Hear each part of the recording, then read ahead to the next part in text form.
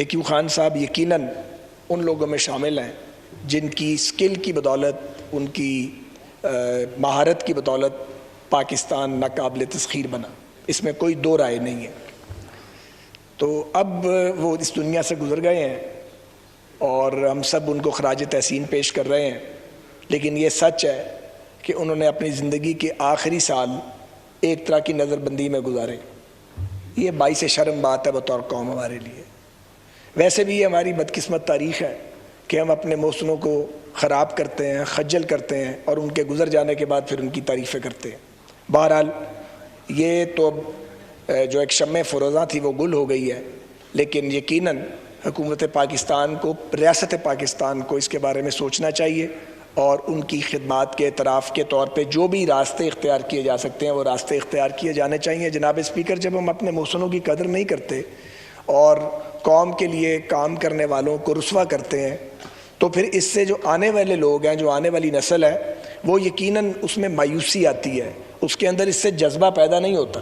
تو وہ جذبہ پیدا کرنا بھی ضروری ہے۔ سو AQ خان صاحب کی قومی خدمات بلکہ ملی خدمات کے اعتراف کے لیے کچھ ایسے اقدامات کیے جانے چاہیے جن سے معلوم ہو کہ یقینی طور پہ پاکستانی ریاست ان کی مقروض اور احسان مند ہے۔ جہاں تک پرویز ملک صاحب کا تعلق ہے، دہائیوں کا ساتھ تھا۔ ملک صاحب نرم مزاج آدمی تھے، میں اس وقت ذرا زیادہ اگریسو تھا اور ہم اکٹھے ایک ہی شہر میں ایک ہی جماعت میں ہم نے کام کیا۔